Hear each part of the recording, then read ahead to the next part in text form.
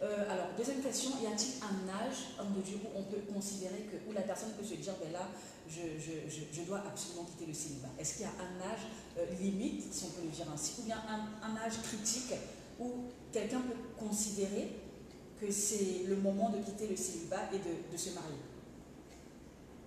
Et je vais faire des révélations. Oui, c'est ce qu'on attend. Je vous avais promis des révélations. Voilà, homme de Dieu parle, nous attendons, n'est-ce pas? Est-ce qu'il y a une personne qui peut dire homme de Dieu parlez? Homme de Dieu parle. Ah là là. Ok, et donc du coup, en ce qui concerne l'âge, je vais vous choquer. Au fait, dans l'histoire biblique, parce que notre référence c'est la Bible, hein, d'accord, notre référence extraordinaire, c'est la Bible, nous sommes la descendante d'Abraham. Alors même si nous avons une culture personnelle selon nos origines, nous croyons quand même que la culture biblique nous aide, et surtout pas biblique, mais la culture du royaume de Dieu. Il faut savoir que Isaac s'est marié à 40 ans.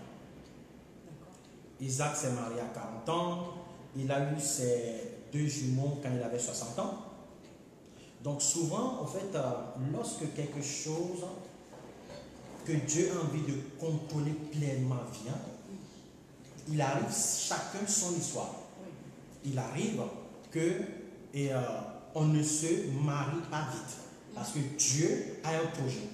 Peut-être que ton mari n'a pas fini d'être éduqué par Dieu, peut-être qu'il ne s'est pas encore converti, peut-être qu'il est encore dans un pays et Dieu est en train de le préparer, peut-être que, comment dirais, les circonstances n'ont pas été créées encore. Pour qu'il ait la pluie, il faut qu'il ait l'évaporation et qu'il ait la pluie. Pour qu'il y ait le tonnerre dans la pluie, il faut certains types de nuages pour qu'il y ait le tonnerre. Si Dieu veut faire pleuvoir avec le tonnerre, il faut qu'il ramène certaines conditions météoriques pour pouvoir tout simplement qu'il y ait le tonnerre dans la pluie. Donc des fois, pour que 2 personnes puissent se voir, des fois c'est des circonstances. Et pour que la circonstance vienne, il faut que Dieu puisse créer ces circonstances tout simplement. Donc si nous voyons seulement bibliquement parlant, si nous ouvrons notre Bible dans Genèse 25, verset 19, voici la postérité d'Isaac. Fils d'Abraham, Abraham engendra Isaac. Isaac était âgé de 40 ans quand il prit pour femme Rebecca, fille de Bethuel. 40 ans. Et quand nous voyons dans la Bible, chaque personne a son histoire. Joseph, par exemple, on lui a donné, c'est Pharaon qui lui a donné une femme. Et il en avait 30 et quelques années. Vous voyez? Voilà, donc du coup, il ne faut pas, je dis encore aux gens, le célibat est un bonheur, est une opportunité, comme l'a dit la Bible, on en parlera tout à l'heure. Il ne faut pas se presser là-dessus. Mais seulement, dans la culture juive, par exemple, on dit que lorsque quelqu'un, d'accord, lorsque quelqu'un n'est pas marié, d'accord, lorsque une personne n'est pas mariée à 20 ans, c'est une malédiction. Et dans le Talmud, on dit même que si quelqu'un à 20 ans n'est pas marié, cette personne est en train de pécher. Est-ce que c'est parce que des gens rentrent dans une addiction sexuelle, dans le péché sexuel, de mauvaises pensées ou de masturbation ou des choses, etc. Je n'en sais rien. Mais ils considèrent chez les Talmuds tout simplement qu'à 20 ans, si tu n'es pas marié, c'est un péché. D'accord? Et dans le temps d'avant, les femmes se mariaient très tôt, alors que les hommes, il fallait qu'ils soient responsables avant de se marier. Voilà pourquoi, à l'époque, il y avait une grande différence d'âge entre la femme et le mari, ou des fois, ils peuvent avoir le même âge, mais chacun selon tout simplement sa vie. Donc, c'est pour ça il n'y a pas d'âge. Pour moi, il ne faut pas tout simplement courir après ça. D'accord? Il ne faut pas courir après ça. Et on disait, chez les rabbins, on dit qu'un homme qui n'a pas de femme n'est pas un véritable homme.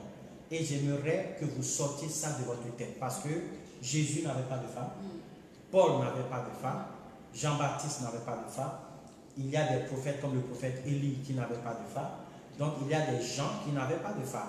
Et il y a d'autres qui avaient des femmes et qui se sont mariés vraiment, et qui sont mariés vraiment tard. Et quand nous voyons David, lui s'est marié très vite. C'est-à-dire que du moment où il a renversé Goliath, et il avait à peu près 17 ans, à peu près, 17-18 ans. Et comment il s'appelle, le roi Saül lui a donné une femme, la propre fille, parce qu'il a dit si quelqu'un tue ce Goliath, il va lui donner sa fille. Voilà. Donc du coup, mais à l'époque, nous voyons que David avait épousé plusieurs femmes. Nous allons voir que c'est Bathsheba, d'accord, qui est la mère de Salomon, qui était vraiment la reine-mère. C'est-à-dire c'est comme si c'était la finalité au fait. C'est avec elle qu'il a fini, c'est elle qui le comprenait, c'est elle qui l'a accompagné dans son royauté, c'est elle qui n'a pas été touchée par Absalom, parce que quand Absalom a viré David du trône, il est parti coucher avec les concubines de David, mais elle a accompagné le roi, donc elle était vraiment là. Mais pourtant, Bathsheba est arrivée vers l'âge de... quand David avait peut-être 50 et quelques années. Voilà. Donc du coup, si on devrait analyser ça spirituellement, parce que Dieu ne veut pas qu'on ait plusieurs femmes, Dieu veut qu'on ait une seule femme. Ça veut dire que si David était marié à 17 ans, ce ne serait pas la bonne femme. S'il était marié à 25 ans, ce ne serait pas la bonne femme. S'il était marié à 30 ans, ce ne serait pas la bonne femme. Il fallait qu'il se marie à 40 et quelques années pour avoir la bonne femme. Bon, c'est une manière de pouvoir expliquer la situation. Donc du coup, encore une fois, sortez ça de votre tête. Isaac avait 40 ans quand il s'est marié. D'autres personnes ne nous ont pas donné des précisions. Mais sachez qu'il avait 40 ans quand il s'est marié. Donc tant que vous n'avez pas 40 ans, et même si vous l'aviez, vaut mieux attendre que la personne qui est bien vienne que autre chose. Je vois que sur les réseaux sociaux des fois, tout le monde est à mettre la pression sur des pasteurs qui sont célibataires, sur des chantres qui sont célibataires, sur des chrétiens qui sont célibataires en disant qu'il faut que tu te maries. Non, non, non, laissez les gens tranquilles. S'ils sont unis, tant mieux. Vaut mieux qu'ils attendent d'être certains, sûrs de la personne qu'ils doivent épouser, que de se précipiter et de faire des erreurs. Mais en même temps, Dieu donne à certaines personnes de se marier très tôt et chacun alors sa vie. Que vous mariez tôt, que vous mariez pas tôt, que vous vous mariez pas. En réalité, Dieu a tout ce que nous faisons, c'est pour Dieu et par Dieu. Donc, dans ce en quoi Dieu vous appelle, et vaut mieux que vous restez dans le couloir de votre appel que de vous précipiter tout simplement et d'avoir des problèmes. Moi, je me suis marié à 22 ans. Oui. Je me suis marié à 22 ans, Lady Storm avait 19 ans. Donc voilà, donc Maurice Relot, mon père spirituel Maurice Relot, s'est marié pareil à... Non, lui il avait carrément, je pense, les deux avaient 20 ans, 19 ans. Voilà, ils se sont mariés très tôt et donc du coup, il y a des personnes qui sont appelées à se marier tôt, mais il y a d'autres qui sont appelées à se marier tard. Je n'ai pas envie que ça devienne pour vous une pression. Et si quelqu'un vous donne la pression de vous marier, ne vous mariez pas sous pression, mariez-vous parce que vous êtes sûr et certain que c'est le bon moment, que c'est la bonne personne pour vous. Amen. Merci homme de Dieu. J'espère que vous êtes bénis par toutes ces réponses que l'homme de Dieu prend le soin de nous communiquer. Si tu es béni, tu peux dire je suis béni.